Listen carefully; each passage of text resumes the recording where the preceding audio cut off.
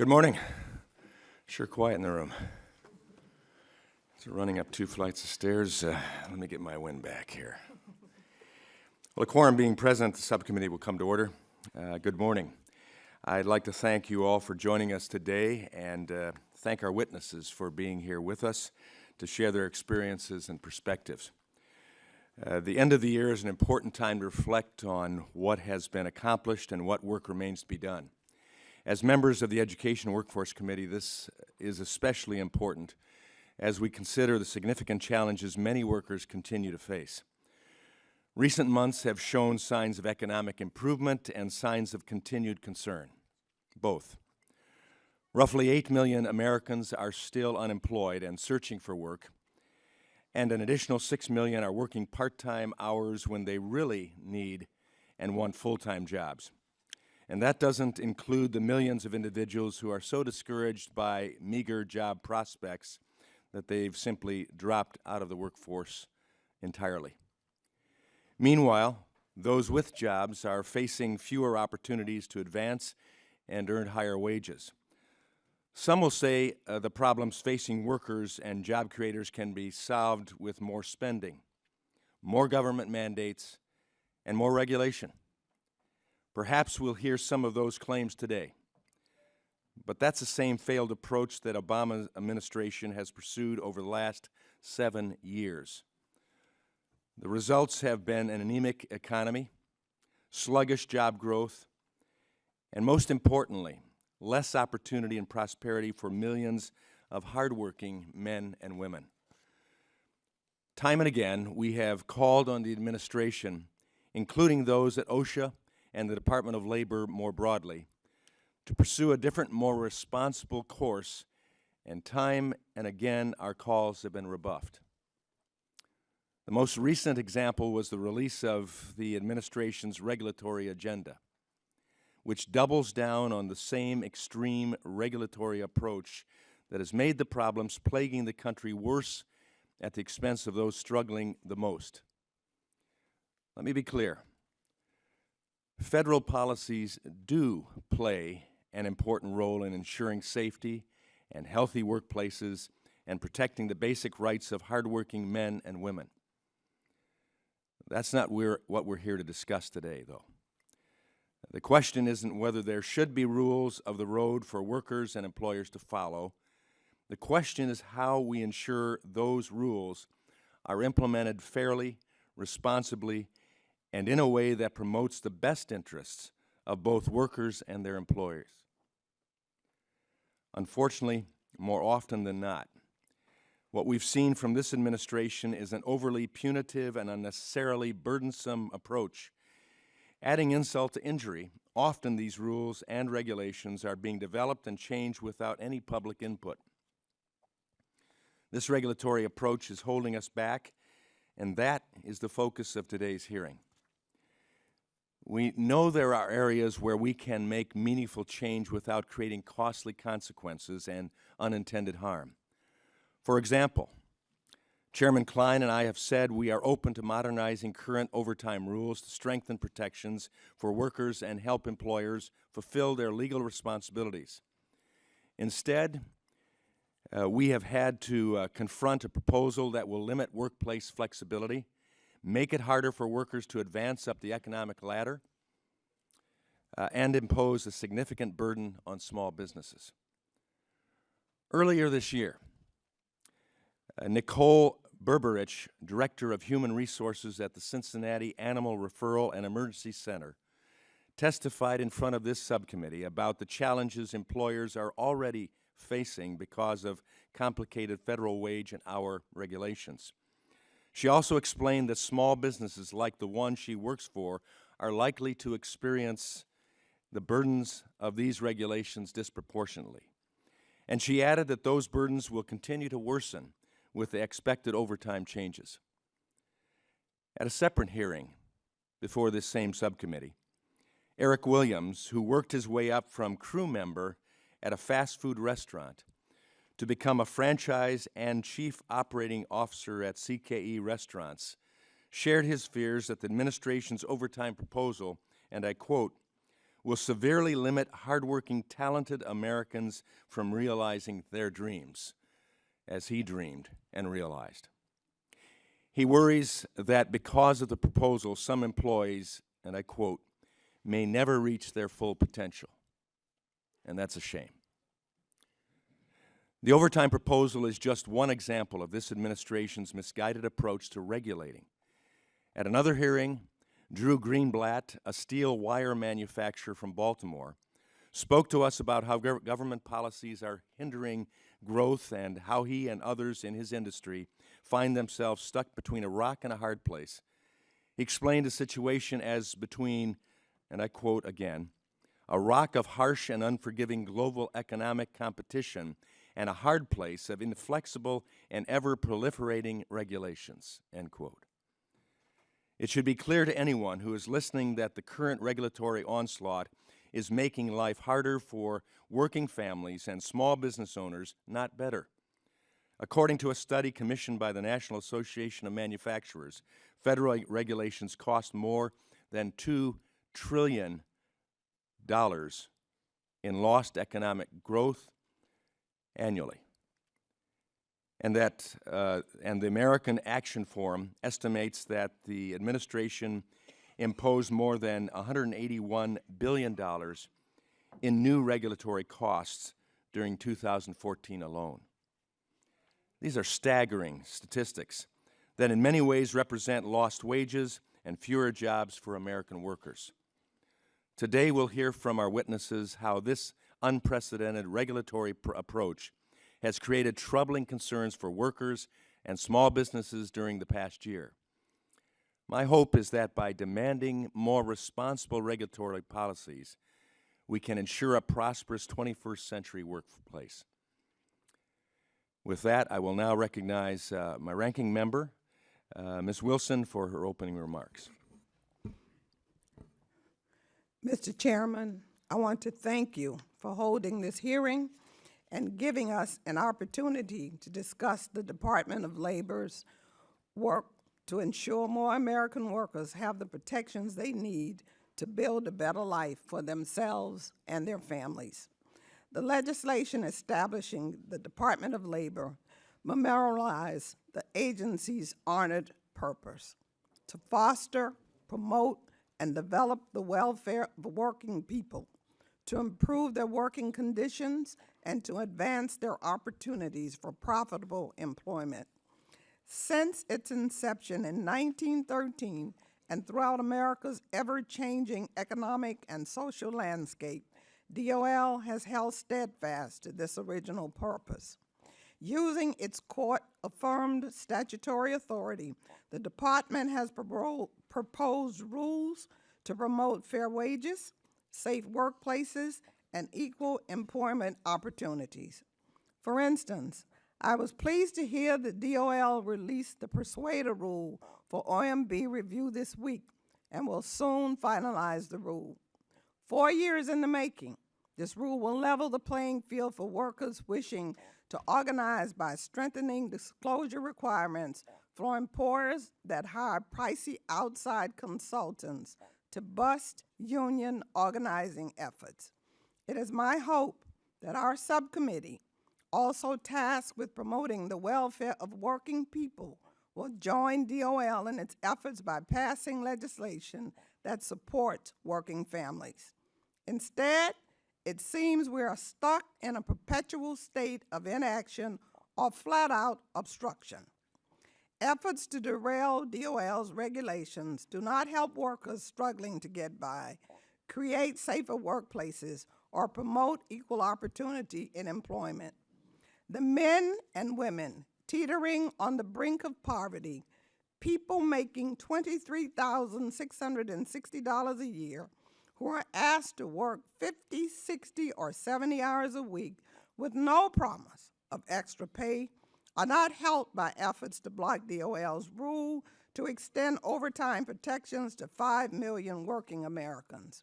The nearly 2.1 million workers exposed to silica and at risk of contracting potentially lethal silicosis are not made safer by efforts to block full implementation of DOL's crystalline silica dust rule.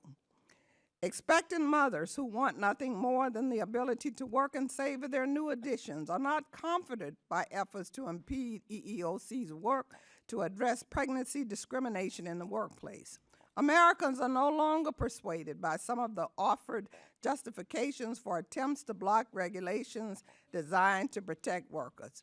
It's hard to argue the Department of Labor's regulatory agenda is causing historic job loss, where we are in fact in the midst of the longest streak of job growth on record. Our economy has added over 13.7 million jobs over 69 straight months, and we're seeing the lowest unemployment rate since April 2008. These questionable arguments for blocking DOL's rules must make us question the purpose of our pursuits. If there is genuine concern for workers as well as businesses, then support a working families agenda that boosts wages so more Americans are economically secure and have the increased spending power that supports job-creating consumer demand. Take up a vote on a working families agenda that promotes the strong work-family balance needed for productive workers. Pass a working families agenda that promotes the equal employment opportunity that is linked to increased profitability and ensures all workers have a fair shot at success.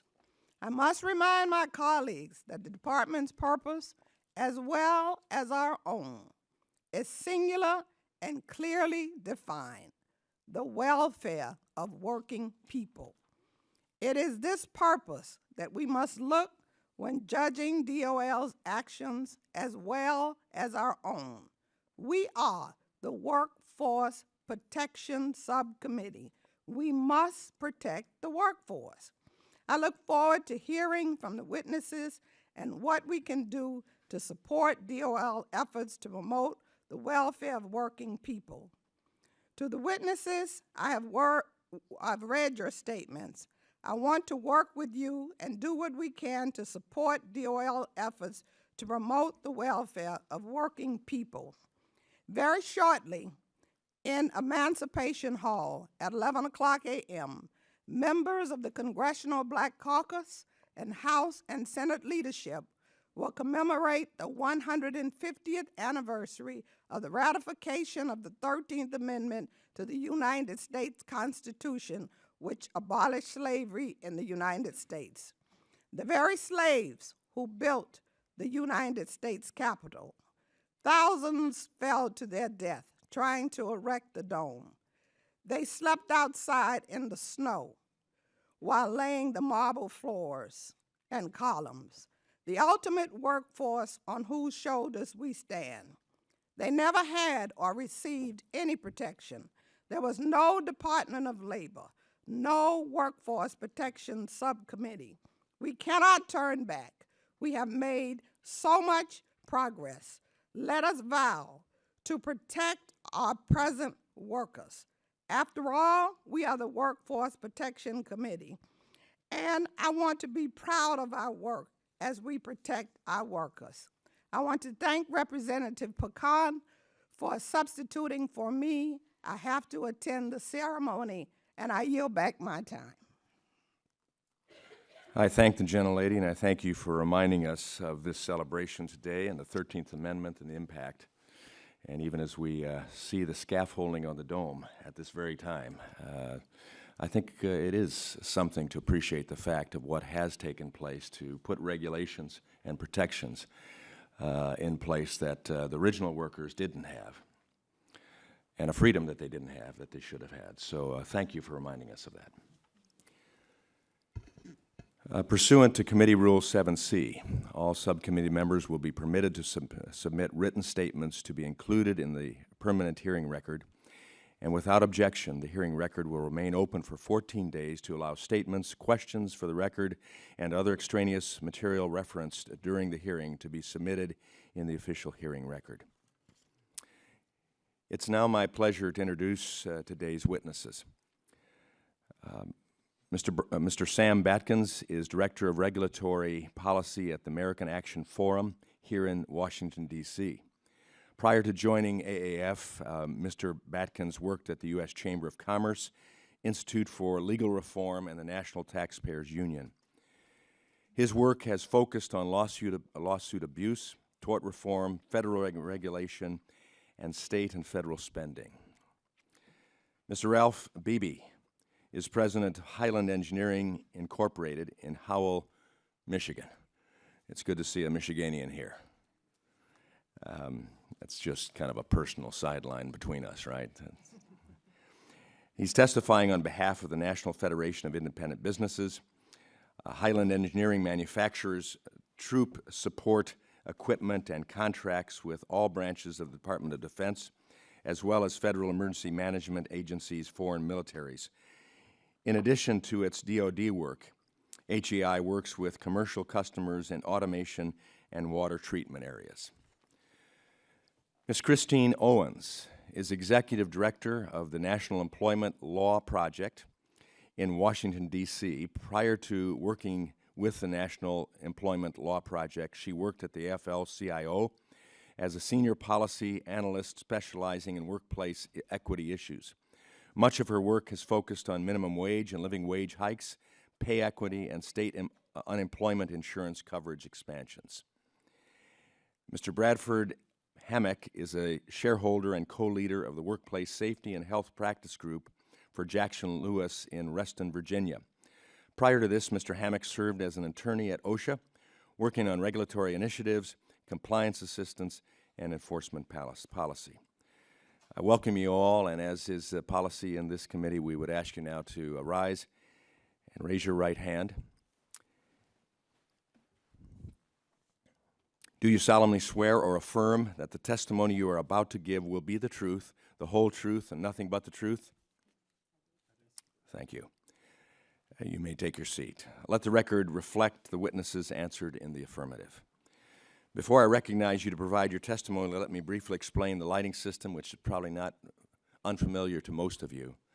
It's like the traffic lights, green, keep on going. You've got 4 minutes for your testimony. Yellow hits, you have a final minute to wrap up.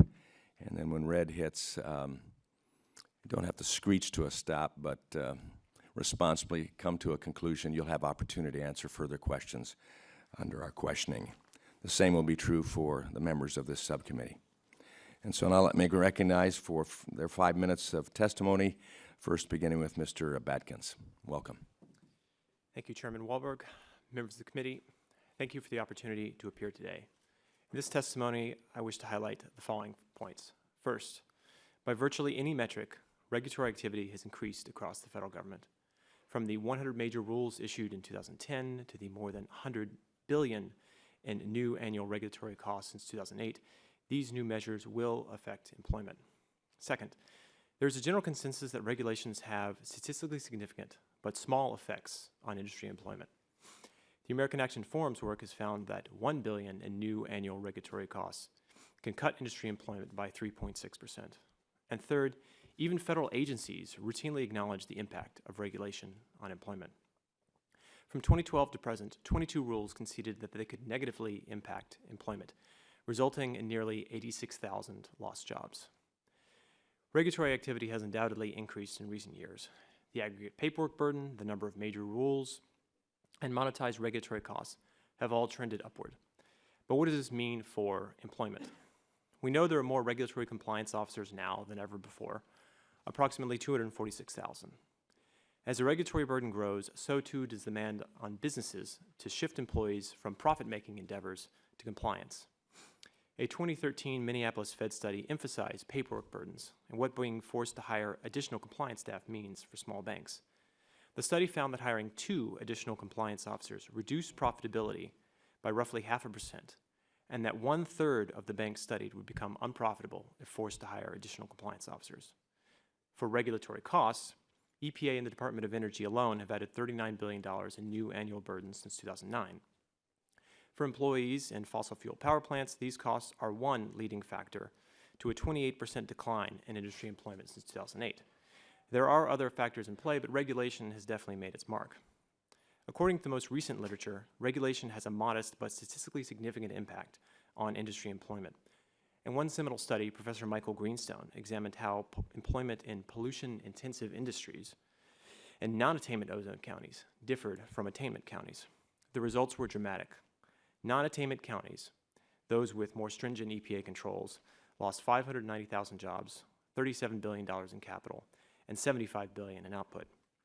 Dr. Richard Morgenstern, whose work is often cited in regulatory impact analyses, summarizes the intersection of regulation and employment, writing, "There is only limited evidence that environmental regulation leads to significant job loss." Note, he did not say there is evidence environmental regulation leads to major job gains. The American Action Forum's work found that for every $1 billion increase in regulation, industry employment declines by 3.6%. More important than a top-line number, however, is the human element in regulation. Even if a rule leads to a net zero impact on aggregate employment but results in thousands of job transfers, there still might be individual job losses and stagnant wages. For instance, research has found job displacement can lead to a 15 to 20% increase in death rates in the 20 years following displacement. This should not be discounted by regulators or policymakers. Finally, regulatory agencies need to perform more employment impact analysis.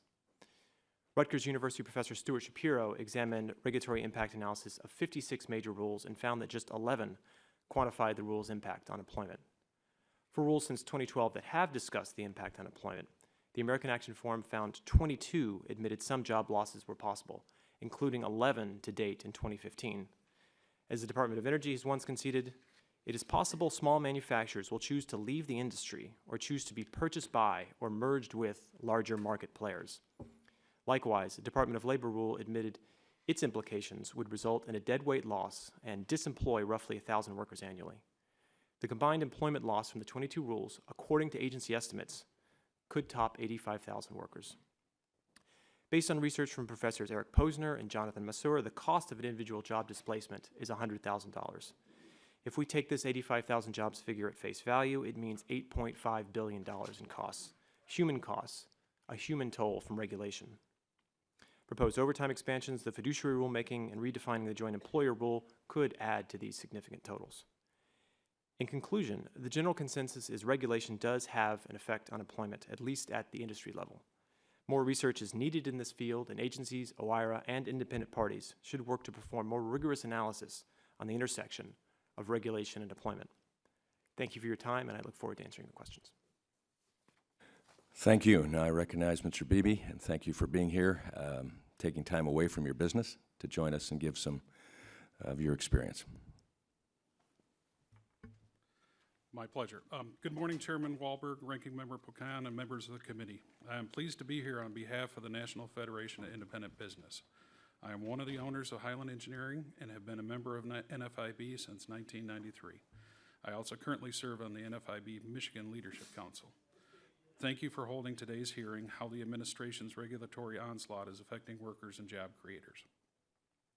The current regulatory framework negatively impacts small and closely held businesses in several important ways, so I appreciate the invitation to be here today to discuss these important issues. The NFIB is the nation's leading small business advocacy organization. As part of representing small business owners, NFIB frequently conducts surveys of both the NFIB membership and the small business population as a whole. And government regulation consistently ranks as one of the greatest concerns. In fact, since January 2009, government requirements and red tape has been a top 3 problem for small business owners per NFIB's monthly small business surveys. In the administration's fall 2015 regulatory agenda released on November 18th, there are 3,297 federal regulations in the pipeline waiting to be proposed, finalized, or implemented. About 10 new regulations are finalized every day, according to data on regulations.gov, adding to the volumes of rules with which small business owners must comply. This constant onslaught of government regulation makes it incredibly difficult for me to operate my day-to-day business.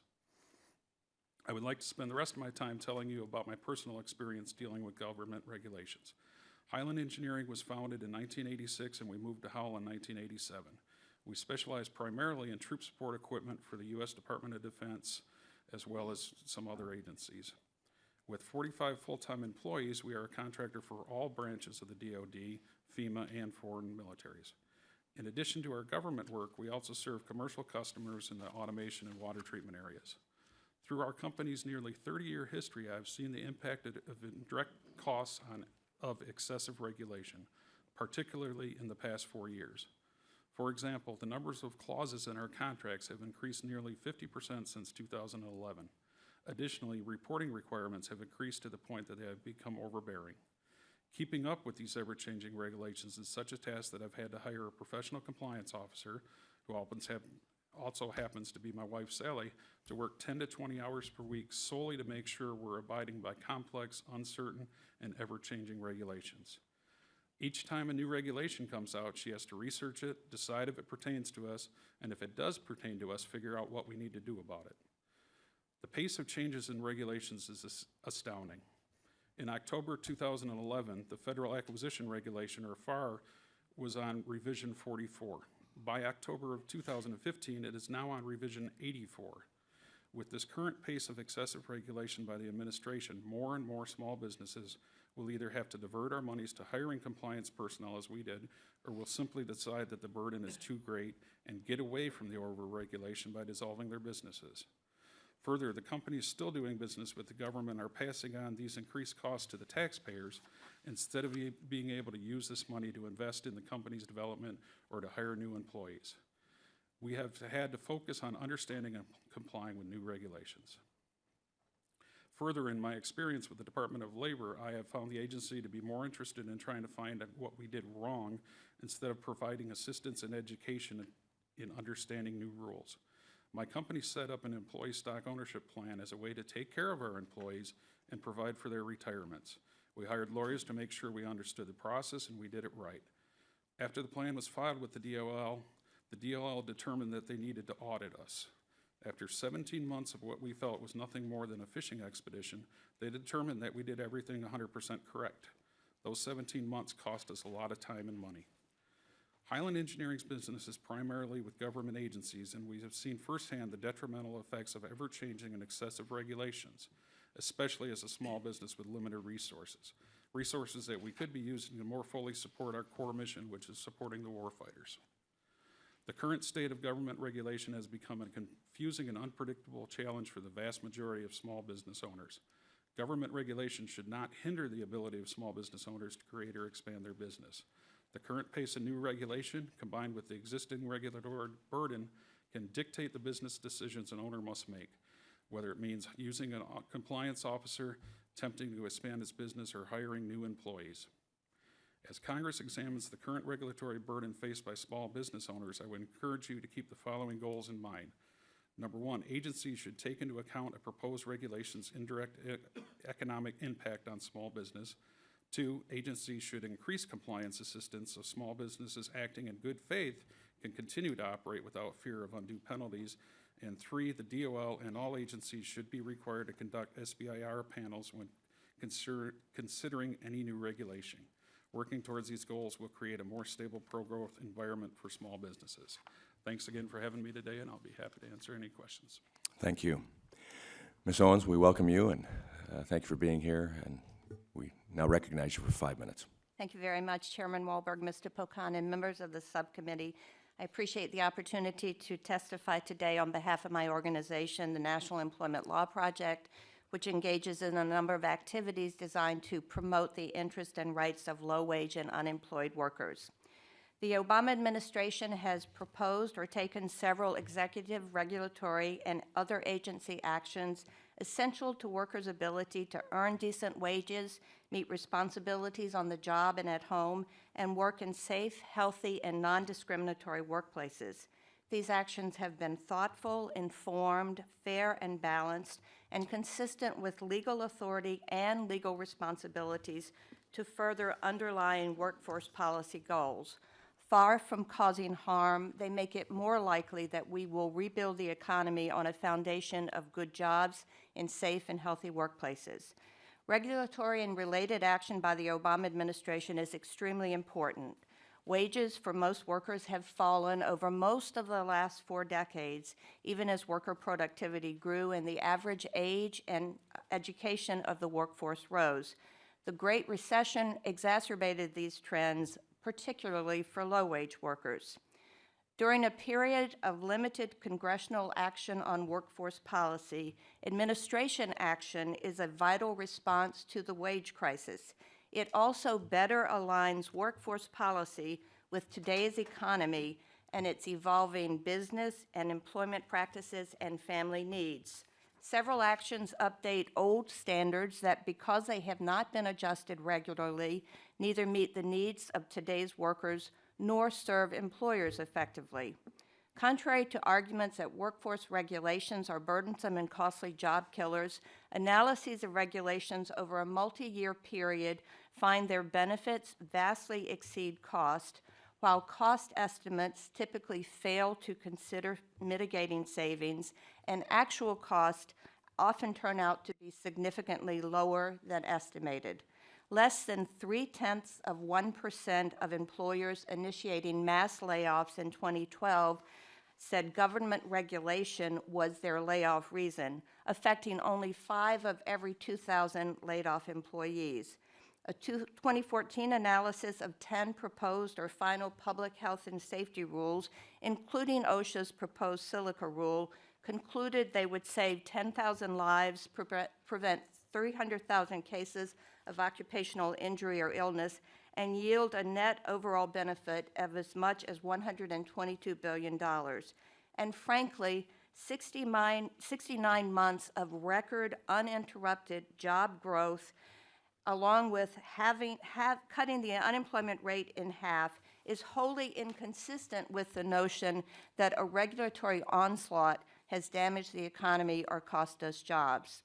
In the face of extreme inequality, stagnant and declining wages, and inadequate labor markets, the Obama administration has acted judiciously and lawfully to help ensure that Americans who work for a living will make a decent living from work in safe, healthy, and non-discriminatory workplaces. I will now briefly describe a couple of these initiatives. The Labor Department moved to revitalize the Fair Labor Protections Act and strengthen the middle class. This July, when after a period of substantial outreach and sustained deliberation, it proposed a rule updating the so-called white-collar exemption to the overtime pay requirement. Recognizing that the existing poverty level threshold of $23,660 is far too low, the department proposed to lift it to a far more realistic level of $50,440. This change will benefit as many as 11 million workers and restore overtime protections to 44% of the white-collar workforce. This is still below the historic standard, but definitely an improvement. The department also acted importantly and appropriately in 2013 when 16 years after first listing revision of the silica standard on its regulatory agenda, OSHA proposed a new protective regulation. Disease and death from silica exposure are preventable, yet more workers died from silicosis and silica-related diseases in 2013 than from explosions or from being caught in or crushed by collapsing materials, running equipment, or machinery. These, as well as other regulations and actions we discussed in our written testimony, including extension of minimum wage and overtime protections to the home care workforce, are important actions within the constitutional and statutory authorities of the President, the Labor Department, and the EEOC in response to some of today's workforce challenges and crises. By improving wages and working conditions for tens of millions of workers, the administration's actions will strengthen Americans' working families and help achieve a healthier and more robust economy in which all who contribute to its success have a shot at sharing fairly in its prosperity. Thank you. I welcome any questions. Thank you. Mr. Hammack, welcome, and we recognize you now for your 5 minutes of questioning, or of testimony. Thank you, Mr. Chairman, Congressman Pecan, members of the subcommittee. Good morning. I'm Brad Hammack, and I manage the Workplace Safety and Health Practice Group at the law firm of Jackson Lewis. Before joining Jackson Lewis, I spent 10 years at the Department of Labor working on various matters on behalf of OSHA. I worked specifically on OSHA's regulatory program, including serving as counsel for safety standards for the last few years of my tenure there. So I'm very familiar with OSHA's regulatory program, having been and worked there and lived there. Since leaving the department, I've had the privilege of working with countless employers in a variety of industries in a compliance assistance capacity, as well as helping them navigate OSHA enforcement actions. I am pleased to offer my perspective on regulatory burdens on employers from my experience working for OSHA, as well as representing employers across the country. Many employers I work with are feeling the full weight of OSHA and fear several new regulatory initiatives set to become final rules in 2016. In addition, now more than ever, employers are facing compliance challenges resulting from ambiguous OSHA guidance in such areas as ergonomics, workplace violence, and process safety management. The combination of new regulatory requirements and aggressive enforcement places significant pressure on employers. That is why it is critical that agencies be mindful of the cumulative impact of regulations on employers and be judicious with promulgating new rules. From a regulatory perspective, OSHA is extremely active. One of the regulatory actions that my clients raise with me with great concern is OSHA's proposed electronic record-keeping rule. As proposed, this rule would amend the agency's record-keeping regulations to add new electronic reporting obligations. OSHA would require employers with over 250 employees per establishment to submit their OSHA 300 logs to the agency on a quarterly basis, and OSHA would, in turn, post those OSHA 300 logs on its website to make the information publicly available. There are several problems with this rule, starting with the fact that OSHA has not justified any safety and health benefits from the proposal. OSHA seems to believe that benefits will flow once injury and illness information is made public, and customers, employees, and others can make determinations about how safe a particular worksite is. This, in turn, would lead employers to make improvements in workplace safety. This is wrong at several levels. OSHA should know that the occurrence of an injury in and of itself is not a complete or fair indication of an employer's safety and health program and its effectiveness. To suggest that individuals, whether it be researchers, workers, other employers, customers, or unions, should make conclusions about the safety and health of a workplace based on just the public report of an OSHA 300 log, a lagging as opposed to a leading indicator, is misguided. As you can imagine, employers are very concerned with this proposal. It may unfairly tarnish a work site as unsafe, having a negative impact on the employer of the site, regardless of the true effectiveness of the employer's safety and health program. Another significant regulatory initiative that will have major impacts on many employers is OSHA's proposed rule regulating crystalline silica. OSHA has been working on a respirable crystalline silica rule for decades. To be clear, crystalline silica at certain exposure levels has been shown to cause silicosis, a potentially fatal lung disease.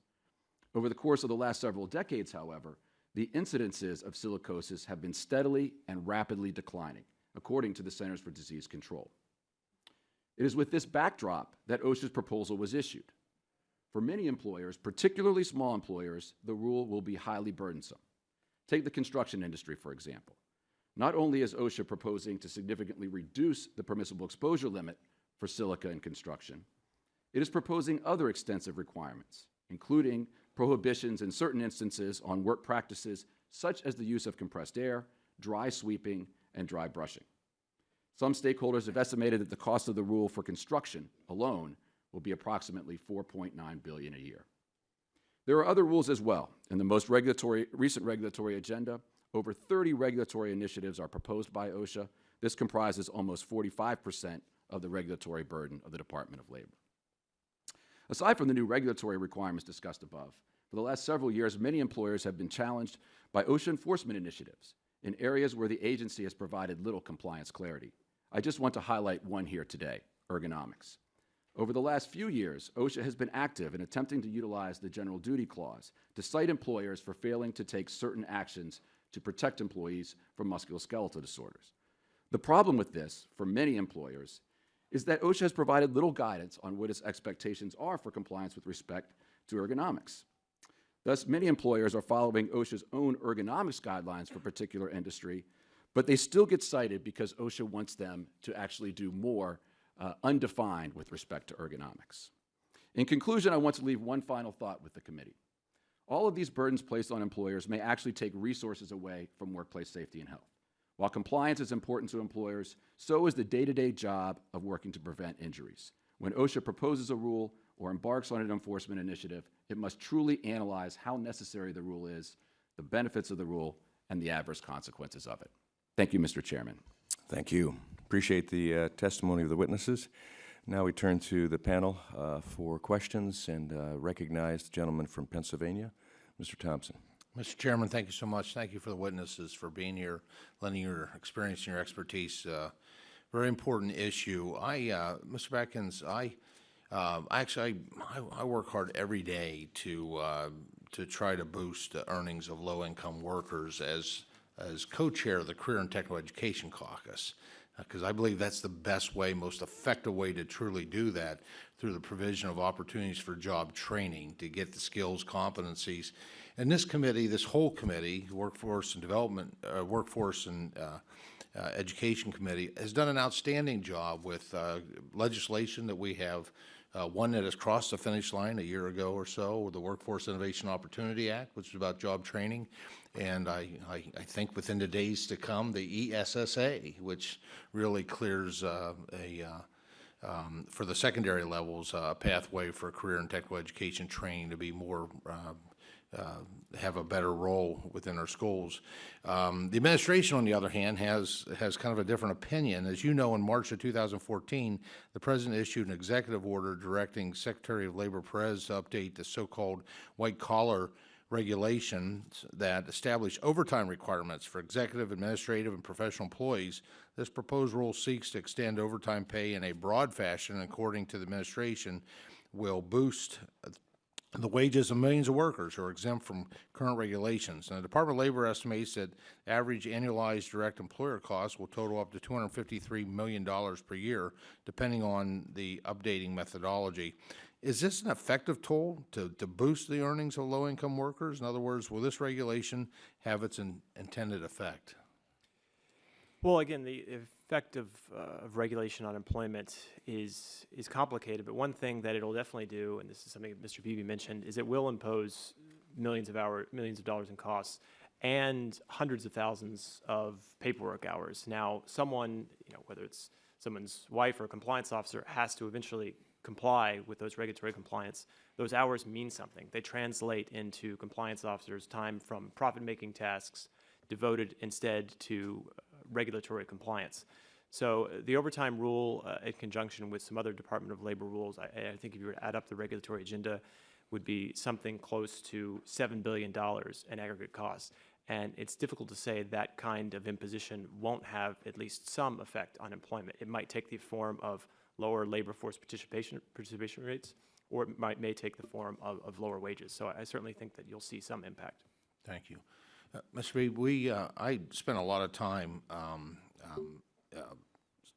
visiting small businesses, kind of the backbone of our economy, and talking with them. And I've had numerous instances where I've gone to visit them at their request because of regulation concerns that they've had, specifically where they've had an anonymous complaint placed by OSHA. They come in, they clear the complaint, but once they're in the door, they just nitpick and tear things apart. And that wasn't the real disturbing part for me. It was the intimidation that OSHA did. I mean, these are businesses. One specific example where, the employer said, "Okay, well, what suggestions you have? How do I, correct this?" And was frankly, so I can appeal it, and was told by OSHA, the individual, and seen by OSHA, well, you don't want to do that because if you do, the consequences could be greater. It really was intimidation. In a recent survey, or a fear of retribution, in a recent survey from the National Association of Manufacturers notes small manufacturers pay more than 3 times as much as the average U.S. business. Can you explain how small business employment is negatively affected by regulation, and how do regulations impact larger companies differently? Well, I think it all comes down to when you talk about impacts, it's the percentage. I mean, if I only got 40 people and I have to hire a compliance officer, That's obviously a large percentage of my wages versus a company that's got 5,000 employees and 2 compliance officers. You know, so I think the burden on small businesses, you know, by definition, is much more impactful on the small businesses than the large businesses. Very good. Thank you, Mr. Chair. And let me just say, that in those situations where I found it helpful to call the local OSHA office and ask for a face-to-face meeting with somebody from that department to explain their actions. And that's been somewhat effective at providing some good oversight. But it's unfortunately that those actions are necessary, where our businesses, small businesses in particular, feel intimidated or fear of retribution. I thank the gentleman. The gentleman's time has expired, and I recognize the ranking member in state here, I guess I would say, at this point in time. Mr. Pocan. Great. Thank you, Mr. Chairman. Yeah, I know everyone says it's a new day here in Congress. Sometimes I feel like it's Groundhog's Day. You know, I feel like every month we have one of these hearings, or sometimes 2 of these hearings. I was in line at the White House for the holiday party behind someone from the Department of Labor. I'm like, hey, I haven't seen you in about a month. And but it's good to be back, because I think it allows us to offer maybe some of the facts that are out there. And I think, Ms. Owens, you mentioned specifically, according to Bureau of Labor Statistics study, the percent of layoffs from regulation is something like 0.1 to 0.4% over about a 7-year period. It's extremely low, yet the percentage of jobs lost due to lack of demand is really the significant barrier. And I'm a small business person for 28 years, so you know I know this from practical experience as well, but that's the reality. That's the facts that are out there. And I know we talk about the costs that are involved, but again, I mean, as much as I think sometimes we inflate the costs, and I read some of these reports about what something's going to cost, when you actually look back at it, according to the Office of Management and Budget, they said that in fiscal year 2014, for example, executive agency major rules delivered benefits of $22.8 billion annually, while the costs were $3 to $4 billion annually. So the benefit is definitely exceeding any costs. In fact, I would argue it's kind of like that credit card commercial, you know, the cost of this, the cost of this, the cost of coming home to your child at the end of a day without an injury, priceless. Again, your statistics again showed that that's what happens with these regulations. So since this is the Committee of Workforce Protections as opposed to chamber protections, let me ask you a question, Ms. Owens, if I could, specifically regarding something I just did. I recently followed a worker who works as a caregiver. They've been doing this for 23 years, and they're making now $11.50 an hour after 23 years of working as a caregiver. And we helped physically move the body of someone. We did cooking and cleaning. We did all this stuff, nonstop busy, taking care of the pills very precisely, cutting what the person has to have. Look at the work involved, and all too often we find these folks aren't getting the proper pay, the proper overtime, especially when they do overnight shifts, etc. Can you just talk a little bit about that? Just one rule, for example, since I just did that Thanksgiving week, it's fresh in my mind. This is someone who's fighting for a $15 minimum wage in a union. Can you just talk about that? Sure, and I have had a similar experience. Although I seem too old for this to be true, the reality is I'm one of the sandwich generation, and I had a child I was raising at the same time my mother had advanced dementia, and we had home care workers she'd always wanted to be in the home, and we wanted her to be, and so we had home care workers, and we paid good wages, and we reported their earnings, and we complied with the law, and I would never have done anything differently for my mother. And I have to say that caring for my mother was much harder than caring for my daughter, because my daughter grew up, and my mother just got worse. The reality is this is a vital job. None of us, I dare say, could do it very well. It requires patience, it requires compassion, it requires a certain level of skill, it requires a certain level of strength. It is a job that has changed dramatically since the 1970s, when the Labor Department first exempted the job from minimum wage and overtime protections. It now is a profession. It is one of the fastest growing jobs in our economy, and one of the 2 jobs that will add the most net jobs over the next 10 years. And here's an irony. If these people, most of whom are women and women of color, and many are immigrant women, if these women were working in nursing homes or public institutions, they would get minimum wage and overtime pay. But because they've worked in the home, which actually is better care and less costly care, and what all of us want for our loved ones, they have not been entitled to minimum wage and overtime pay. That's just wrong.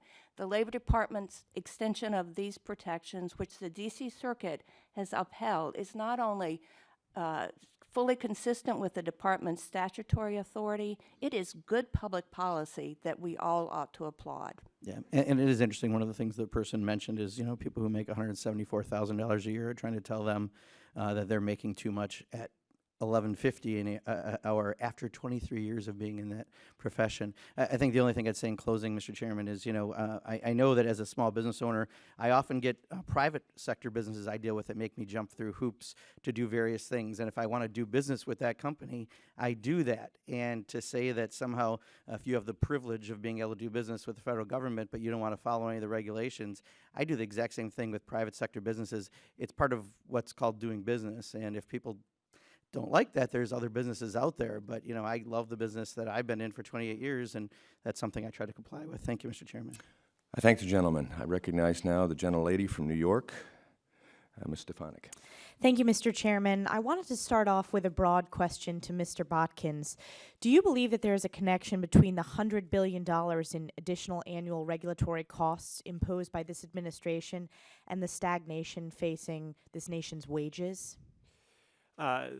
There certainly is a connection, and again, I think when you look at sort of the aggregate, regulations are often hidden. They aren't on our tax bill like our FICA or we don't see that in terms of a sales tax, but there is a lot of evidence looking at the impact of regulation on employment. There was a study done looking at the 1990 Clean Air Act amendments, and it found sort of marginal impacts on employment, but close to $9 billion in foregone wage earnings as a result of the regulations. A lot of that was through lower labor force participation rate and lower wages down the line. So I don't think that you can see $100 billion and say that that won't have an impact somewhere down the line. Now, I think a lot of this sort of operates under a false premise where we say, well, the unemployment rate is low, regulations can't possibly be having an effect. Well, no one has ever said that a single regulation would cause the unemployment rate to go up to 10%. These are mostly industry-specific examples, and if you look at certain heavily regulated industries, there certainly are impacts on employment and wages. So to discount it and say, well, the unemployment rate is low is sort of disingenuous. My follow-up question is, last month I chaired a hearing hosted by the Republican Policy Committee on Millennials in the Workforce, and I'm chairing the Millennial Task Force, and one of the themes is the importance of this empowerment economy. So companies like Uber, Lyft, Airbnb that provide greater flexibility. When I visit college campuses in my district, one of the professions that I hear most often from students is that they want to be entrepreneurs. But witness after witness at these millennial hearings raise the challenges of regulatory overreach as to starting their business or growing their careers. Can you identify certain pending DOL regulations that you believe pose the greatest threat to this empowerment gig economy? Well, some of the regulations that I've mentioned just from DOL specifically, the joint employer rule is one, overtime rule, fiduciary rule, those are sort of the big DOL regulations coming down the road. I think when you look at regulatory costs generally, especially with small startups, is that these costs fall disproportionately on small firms. So if you're just one or two people starting up a business and you have sort of these fixed regulatory costs, as they tend to be, then you have to spread those regulatory costs over a much smaller pool of assets, in some case just your own money.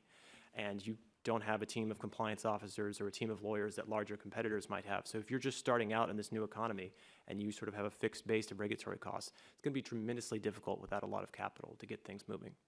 Thank you. And Mr. Beebe, I grew up in my family's small business, which is a plywood wholesale company. We have less than 20 employees, and one of our greatest challenges is dealing with regulations. Since you're a small business owner yourself, I wanted to ask you if there are specific instances where regulations have either forced you to delay important projects or have not allowed you to hire additional employees. A number of times. The regulatory burden, it's directly affected our supplier base. That's one key issue to us. is most of our regulations, we are required as a federal contractor to flow those down. So a business like yours, a plywood supplier, all of a sudden is faced with all these DOD regulations. And lots of times he'll say, I'm not gonna supply you plywood, it's not worth it. So that's a direct and obvious thing. The wages for my wife, I would much rather hire a welder, to be blunt, but that's just a cost we have to face. Thank you very much. I yield back. I thank the gentlelady. Now recognize the gentleman from California, Mr. DeSaulnier. Thank you, Mr. Chairman, and I want to thank all the witnesses, and like Mr. Pocan, I think sometimes as somebody who opened my first business in, I'm going to date myself, in the 70s, and I did it with my wife, Mr. Baby, so I'm not sure although we're still very good friends and we're formers, I'm not sure I would ever suggest that I would prefer to hire, in the restaurant instance, a welder or another cook as opposed to having her on the payroll, but there were moments. But I wanted to direct a question at you because you brought something up that I often think as a former small business person is an appropriate approach. Is you mentioned that small business acting in good faith should have some consideration for that. So the opposite of that always bothered me as well, where I knew I was competing against companies that weren't complying with OSHA requirements or weren't paying their employees what they were supposed to pay, or wage theft. I wonder if you have some comment on that. I understand we all want the right kind of regulatory oversight to allow you to thrive. But on the other hand, the absence of it, in my estimation, or being ineffective, you get frustrated when you do comply that you're competing against companies that don't, and they flout those rules, mostly because, and oftentimes in my experience, there weren't enough resources for government agencies actually to enforce the regulations, or your competitor just didn't have a very ethical business model. I guess I can't speak for my competitors. I can speak for the business community. No, I asked you for speaking for yourself. How do you feel about competing against? I personally feel that most small business owners are very ethical and try their best to do it. I guess I don't agree that I have competition from others that aren't following the rules. That's not an issue to me. Maybe it was more frequent in the restaurant business. It wasn't, and I don't disagree with you, most of them are, but the problem is that the ones that don't comply, I'm showing my age, seem to be growing, so their inability for whatever reason always bothered me. Ms. Owens, I wonder, in an environment, we've talked a little bit about this, where 66% of the American workforce lives paycheck to paycheck, and while I think it's important we talk about unemployment rates, the ability to actually live a life where you can afford to pay your housing costs and actually have disposable income. So in that context, two questions. I wonder if you just respond to that in terms of regulatory, and also in the same spirit as I mentioned to Mr. Beebe, the cost benefit of the lack of regulations. Do we analyze that when we do have sort of a drive to the bottom in some instances? So those two things, sort of the macro in this environment, of all things you would think you would be working to make sure that workers are protected and their wages are actually increased, given that that I think of all the benefits in the last 30 years to the economy, including the recovery, most of that has gone to people who are heavily invested as opposed to people who are living on wages. I think that's absolutely right. And I guess I'd like to start by also picking up on Member Stefanik's question. The reality is that wages have been declining for the last 40 years. There was some exacerbation of that during the recession and recovery, particularly for workers at the bottom. But that wasn't because of regulation. It was because it was the worst economy we have had since the 1930s. Even employers that were doing well were taking advantage of that economy to bargain hard for concessions from their employees in unionized places. We had many more college students who could only get jobs that were low-wage jobs, and so there really was a race to the bottom in terms of driving down wages. I mean, certainly our experience is that in the low-wage sector, the phenomenon you referenced is very real, that companies, contractors put wages in competition, and the way they compete for contracts is by driving down the wages of their workers. These are not workers who have much bargaining power. They're not usually union members, and so the only protection they have is from law or regulation. And that is precisely why in this environment, it is so important that the administration has acted appropriately with respect to regulation because, frankly, nothing else was cutting it for workers, and they needed administrative action to raise their wages, to be able to step out of the working class into the middle class, and for middle class families to feel secure that through their work they would have economic security and economic opportunity. I appreciate all of this in an environment where American workers are more productive than ever, particularly because the entrance of women in the workforce, like Mr. Beebe's wife, at the same time that they haven't shared in the wealth created by that productivity. That's absolutely right. Thank you, Mr. Chairman. Thank you, gentlemen. I recognize myself now for my 5 minutes of questioning. Mr. Beebe, the President's Fair Pay and Safe Workplaces Executive Order 13673 creates a new costly paperwork burden on the existing federal procurement system by placing extensive new reporting requirements on federal contractors. More appropriately, this executive order is referred to as blacklisting.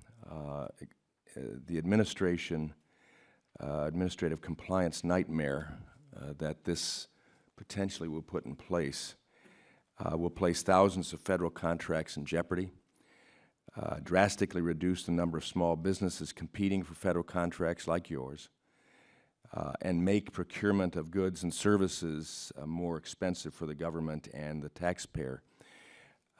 In her statement, Ms. Owens stated that the executive order will only apply to and I quote, scant 5% of federal contracts, and that the semi-annual compliance process will be quite simple. Can you explain from your experience and your perspective the flaw behind that logic? Yeah, and, you know, currently under... Your microphone. It is. Yeah. Currently under our defense contracts, we are required to certify that we are not suspended or debarred or have tax liens. There's a current shopping list of about 8 or 10 items we have to certify that we're not on to even be eligible to bid for jobs. The way I understand it, the blacklist, you know, drastically expands that, and again, just, you know, more than doubles the number of things that are looked at. So I would assume it would be very burdensome and cumbersome in the process, and especially if you're working with any subcontractors as well? Very much so. Yeah. Would you agree that this regulation protects all American workers? No, I would not agree with that. I believe that it would just do nothing more than expand the reporting requirements and actually hurt in the end because, like you were pointing out, a number of businesses would just not be eligible all of a sudden. Who are trying to be honest and upstanding, but... Yeah, yep. Yeah. Thank you. Mr. Hammack,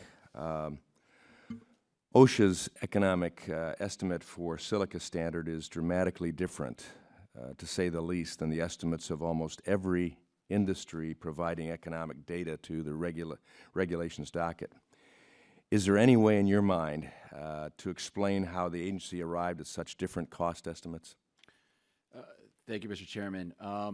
It is hard to say specifically why the estimates are so different, except I think at a number of different levels, OSHA hasn't considered all the different inputs that go into what a business has to do to comply with a rule. OSHA, in good faith, and I know the people that do it, they do their best to try to quantify how much a regulation is going to cost. But in the end, they have to make certain assumptions. And ultimately, I think they don't quite understand how a business, a small business, large business, actually internalizes and then has to comply with a particular regulation. And so as a result, when you look at all the different assumptions that OSHA makes in coming up with an economic analysis, each of those assumptions are on the conservative side. And when you actually get implemented, you do find that the costs are significantly higher when you consult with people like Mr. Beebe who have to ultimately implement a particular regulation. Appreciate that. Mr. Batkins, in the 47 seconds remaining here, some statements were made specifically in reference to the regulations dealing with home care workers. Talk to us about the impact of these regulations. Michigan has the requirements that labor is attempting to put in. We're losing home care workers because of it. Talk to us why. Well, the Department of Labor, actually, this is one of the few instances where they did forecast potential job losses as a result of the regulation, and it's one of the few regulations we've come across, and we've come across thousands since 2006, where they admitted there would be a dead weight loss as a result of the regulation, and over the course of roughly 10 years could disemploy 1,000 workers annually. So there are very few regulations that admit that impact. It would be interesting to go back, 5, 10 years from now and actually see the retrospective impact of the rule. But up front, if you're projecting 1,000 workers annually being disemployed, that's sort of the other side of the coin when we compare it to higher wages. Okay. Thank you. I know that was our impact with care for my mother, similar, Ms. Owens, and it is a challenge, and I applaud you for doing what you did. It's the right thing to do, but difficult process, and then to find the caregivers that were consistent because of what Michigan has in place with the overtime rules made it difficult for Mom to have someone she recognized to some degree every day. I now recognize for 5 minutes of questioning Mr. Courtney. Thank you, Mr. Chairman, and I appreciate getting waved in today, and it's good to be back on the subcommittee. And thank you to the witnesses for your testimony. Mr. Batkins, you sort of raised this sort of morbidity issue of the effect of unemployment caused by regulations that results in people's early, life passing away. And I mean, that's an interesting concept. Normally in this committee, we've talked about morbidity in the terms of the lack of regulation. Again, as someone who's been in year 9 here, Upper Branch, where 29 coal miners lost their lives. We obviously just had a jury verdict in West Virginia holding the employer responsible. There's no question in my mind that the failure of Congress to update MSHA's regulations could have prevented that horrendous tragedy. Deepwater Horizon, where 11 workers lost their lives because of just incredibly shoddy oversight and regulation of the Deepwater drilling. That was there. Again, I represent New London, Connecticut, home of the Coast Guard Academy. Seeing the assets of the Coast Guard having to get pulled out of Homeland Security and repositioned down at the Gulf of Mexico to deal with the mess that was created there by poor regulation.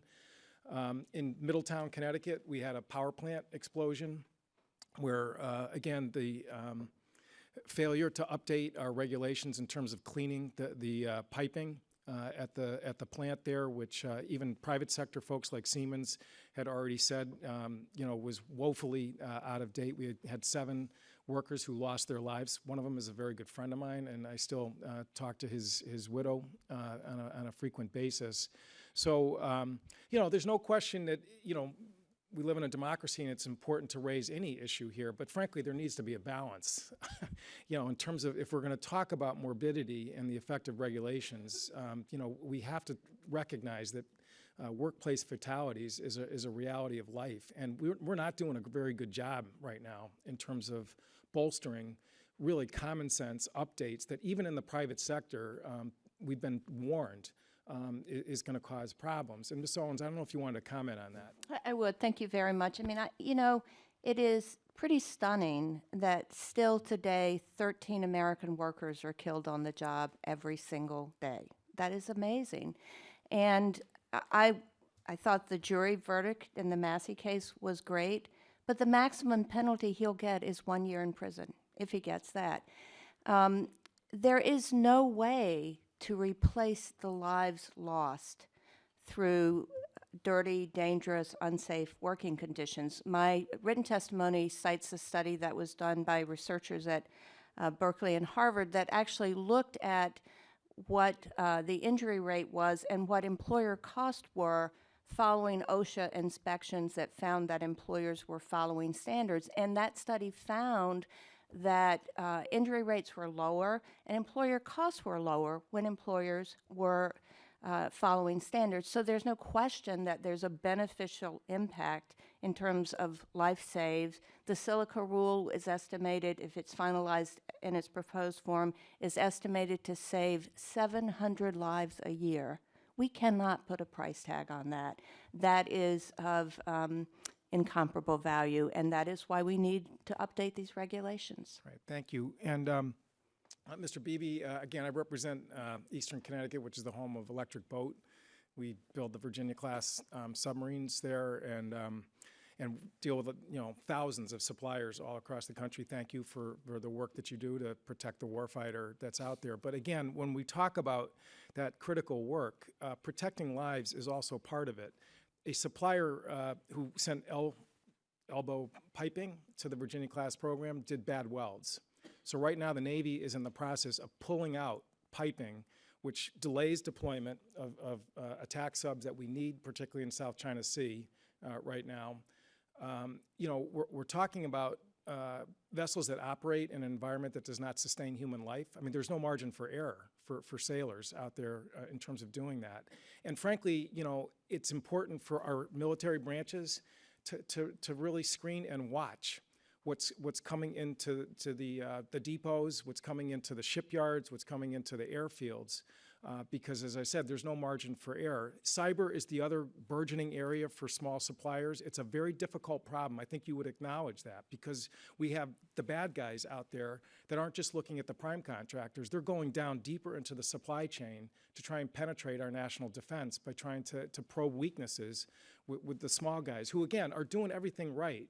But we need new regulations, frankly, in terms of creating hardening defenses for our national defense on all these platforms that we depend on for our national defense. So, I think people really got to get balanced here in terms of the discussion, both in terms of workplace fatalities, but also, the fact that there's a real public interest in terms of making sure that the stuff the government is buying from people is actually of high quality. And with that, I'll yield back. Thank you, Mr. Chairman. Thank you, Mr. Courtney. I now recognize a gentleman from California, Mr. Takano. Thank you, Mr. Chairman. I'm glad to join the subcommittee this morning as we review the Department of Labor's regulatory agenda to promote shared prosperity and help hardworking Americans. It is past time for the department to update the Fair Labor Standards Act's exemption for overtime pay. When enacted, the intent of the white-collar exemption was to exempt those with sufficient power in the labor market who are able to advocate for better wages and hours for themselves. That is clearly not the case today. In 1975, more than 60% of salaried workers were eligible for overtime. Now, only 8% of workers are eligible. The $23,000 threshold is outdated and below the poverty level for a family of 4. Americans are working longer hours and are more productive, yet their wages are largely flat.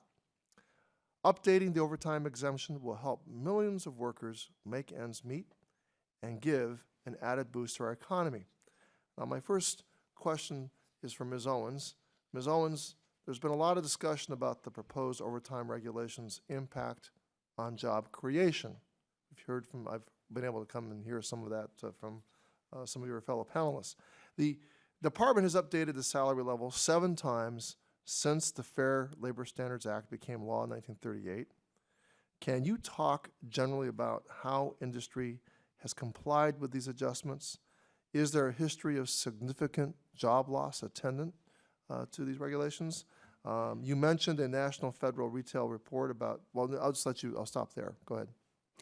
Thank you, Mr. Takano. I've been doing work in this field for 30-some-odd years, and the reality is every single time a piece of legislation is introduced or regulation is proposed, the response from industry is that it's going to kill jobs, it's going to lead to exorbitant costs, it's going to depress wages. That was the response in 1964 when I wasn't around then, but when the Civil Rights Act employment protections were extended to women and people of color, 1963 Equal Pay Act, the Pregnancy Discrimination Act of 1978. The reality is these doomsday prophecies just have not come true. It is true that when other things are going on in the economy that are depressing consumption, that has an impact on jobs, and that's what happened during the Great Recession and the slow recovery. But the reality is we've not seen significant job loss associated with updating basic standards like the overtime standards, and I'm glad you pointed out how infrequently that has happened over the past 70 some odd years. It's one of the reasons that overtime protections used to cover more than 60% of the white-collar workforce, and today only cover 8%, and that just makes no sense at all. Well, you mentioned a National Retail Federation report about job creation in your written testimony. Right.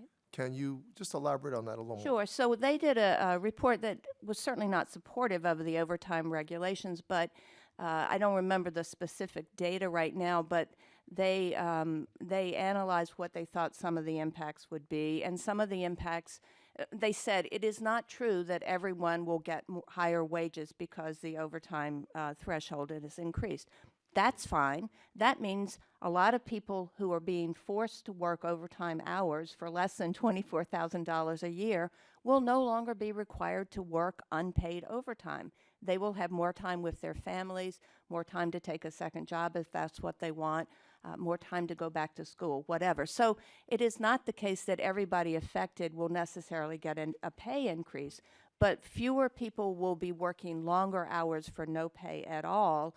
And one of the things the National Retail Federation estimated is that something north of 100,000 jobs are likely to be created because employers will find that it is more cost-effective to hire some additional workers than to pay overtime to existing workers.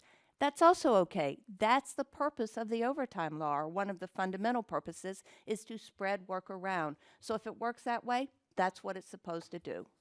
So it's really a matter of fairness to the worker who is earning a low income, who may be classified for to the advantage of the employer as a manager who's earning a relatively low salary. And because of that classification, they're having to work extra hours. And they now have more time with their family. But that employer has to make a decision, the fair decision, the right decision, to hire a second person, give the original employee time with their family, and that's, in fact, the regulation can have the effect of creating jobs. Exactly. I thank the gentleman. His time has expired. Thank the panel for your testimony as well as your responses to our committee and the questions that we've asked. And now I recognize the ranking member for his closing statement. And thank you, Mr. Chairman, and thank you to our witnesses. I think our conversation today has been interesting. That said, I think we've had a very Washington conversation aimed at a very Washington audience. For the vast majority of our constituents who may be watching, this hearing has reinforced some of their bad feelings, perhaps, about Congress. No one here today has told our constituents what this hearing is likely really about. The congressional leadership strategy is simple, though it is not necessarily obvious if you're not paying close attention. Shut down the appropriations process, bog down Congress, then stuff an end-of-the-year package with gifts for special interests. That's probably more of what the hearing is about today. Referring to rules and regulations as an onslaught, as many of our witnesses and colleagues on the other side of the aisle did today, is part and parcel of the rhetoric the other side deems as necessary to accomplish the broader goal of filling the omnibus appropriations bill with Christmas gifts from big businesses' wish list. They say they're worried about this onslaught will hamper job growth and lead to mass unemployment. But we've already seen today less than 0.3% of workers who've lost their jobs in mass layoffs during the early years of the Obama administration was due to government regulations or intervention.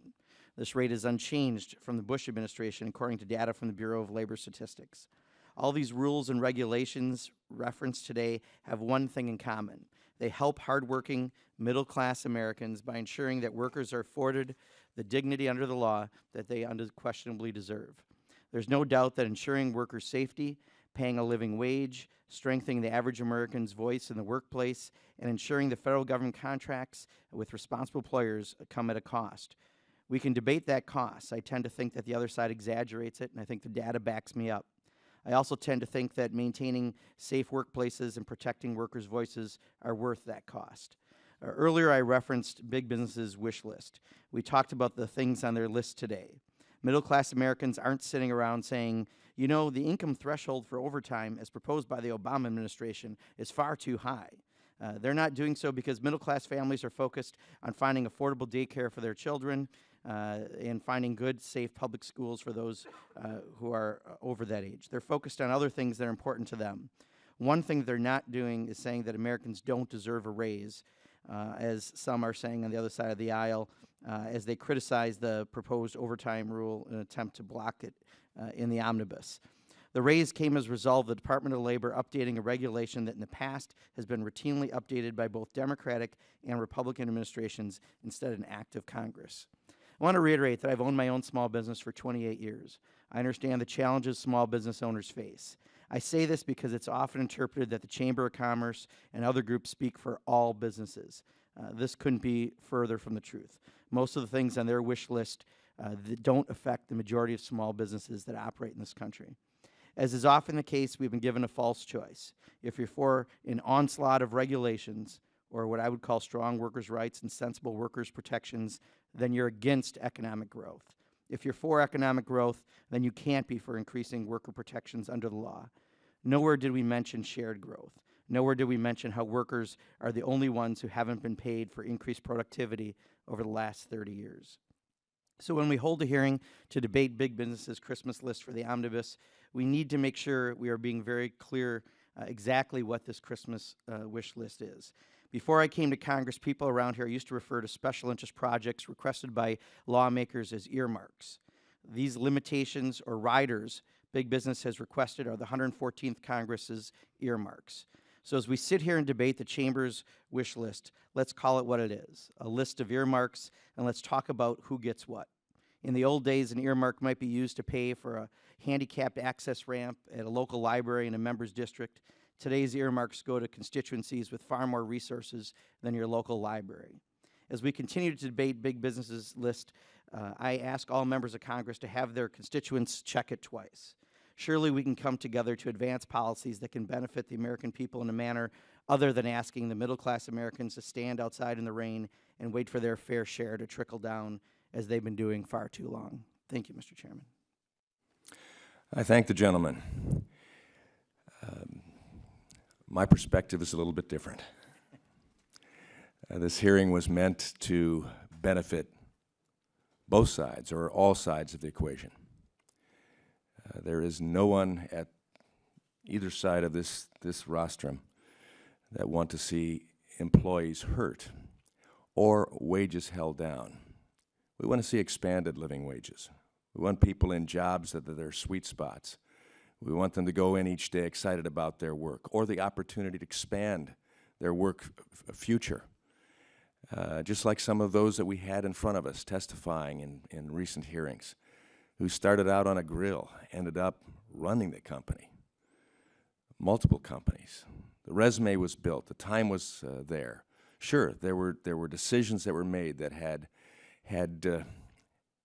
sacrifices for future reward, had opportunities for building resumes, and it was based upon the fact of a reality that choices were made, and choices with the responsibility also came with the benefit. We certainly understand that 1938 law, the Fair Labor Standards Act, is not fit for the present economy. We need to see some change that expand the opportunity for flexibility in the workplace. However, Department of Labor and what they push doesn't expand flexibility.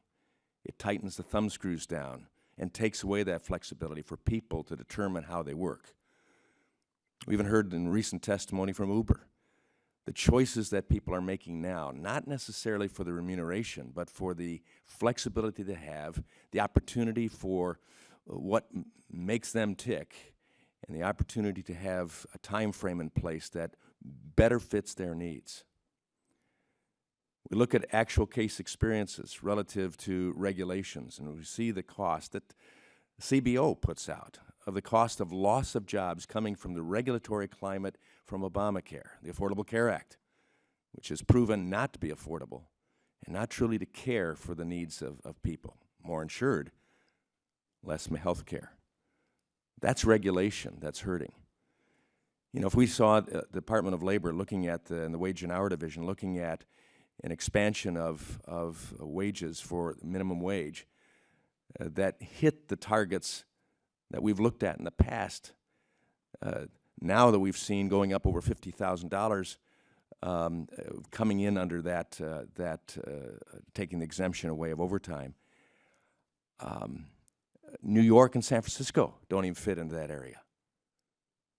I mean, if we had realistic regulation building that took in place, that'd be one thing. We don't see that.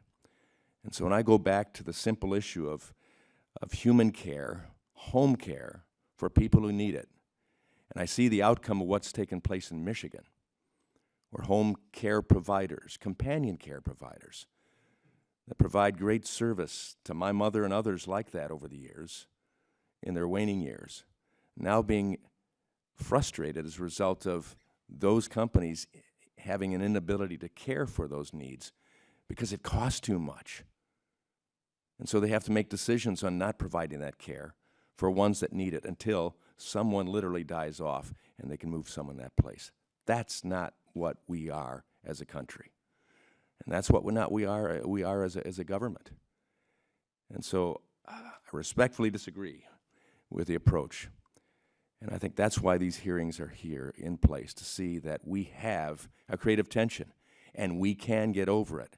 But we have to understand it's not us against them against us, but it's rather us working together to find regulations that are needed, yes, but are done in a realistic way that promote opportunity, meet needs, and make a better society. We'll keep doing it, and I guess the debate will go on, and we'll do that with a smile on our face, but hopefully an intention to come to a conclusion that benefits us all. With no other testimony or information to come before the committee is adjourned.